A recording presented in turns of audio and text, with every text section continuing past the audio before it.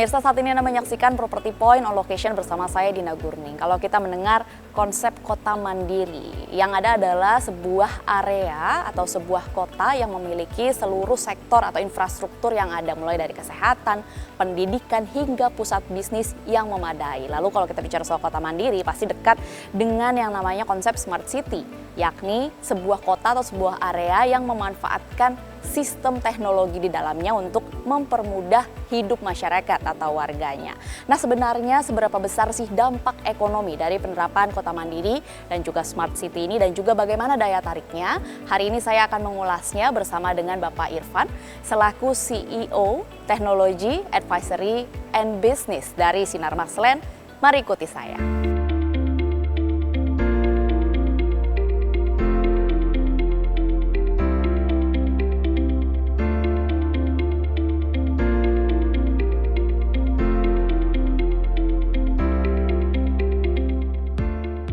Apa kabar Pak Irfan?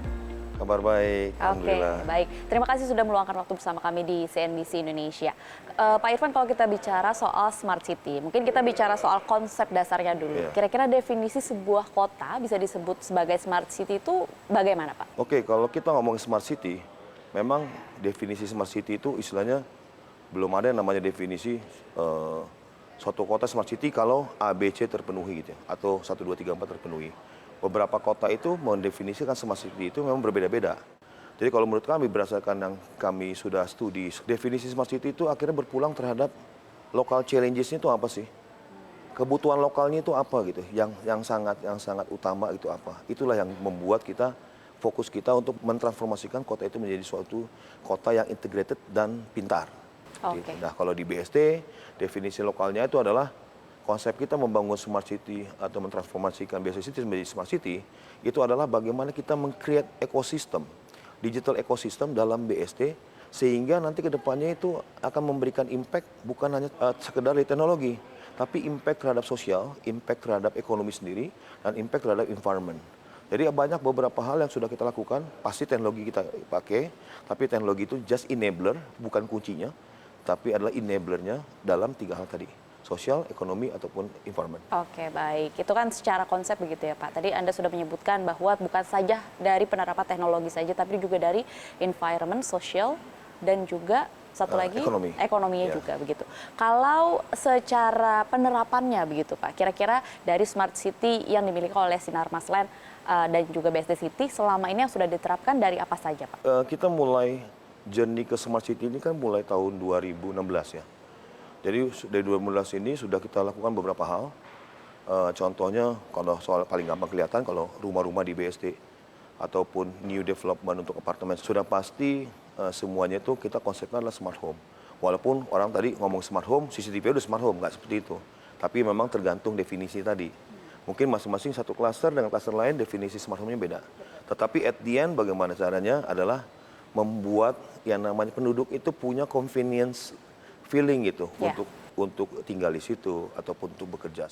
Jadi kita udah melakukan beberapa hal. Udah pasti adalah hal yang paling besar yang kita lakukan itu di BSD ini nih. Kalau kita ngomong utility, orang kalau bilang utility itu adalah namanya listrik adalah utilitas, air utilitas. Nah kalau di BSD ini agak beda.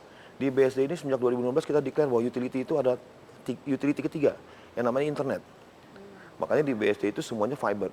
Jadi kalau orang bekerja di BSD, orang punya rumah di BSD, orang beli lahan di BSD, sudah pasti di depan rumahnya itu udah ada fibernya. Jadi untuk akses ke internet cepat itu jauh lebih mudah. Itu ya. Nah dari situ kita sudah membangun secara infrastruktur dan kita udah mulai itu beberapa juga kita kembangkan beberapa use case. Contohnya di traffic sudah kita kembangkan. Kalau di traffic di BSD ini, kalau notice di BSD ini trafficnya itu benar-benar adaptif. Lampu merahnya. Jadi lampu merahnya itu bukan sekedar di setting manual. Pagi misalkan merahnya, hijaunya 40 detik, kalau siang agak dipendekin, malam agak pendek, seperti itu. Di kita ini tergantung adaptif, tergantung yang namanya density ataupun kerapatan di traffic tersebut. Nah itu contohnya udah kita terapkan, banyak lagi yang kita sudah terapkan. Fiber lah, smart home lah, terus buat traffic, buat security. Bahkan kita juga kasih beberapa internet high speed free public wifi di beberapa spot kita. Banyak hal yang juga kita lakukan.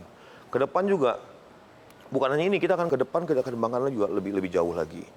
Kita juga mulai yang namanya untuk smart mobility, kita akan mulai. Di BSD kan punya transportasi ini kan internal ya, lokal. Jadi bis itu kita sediakan. Tapi bagaimana caranya bis itu lebih smart. Jadi jangan dia cuma keliling-keliling tanpa penumpang. Nah ini kita akan lakukan semacam kayak machine learning, AI segala macam.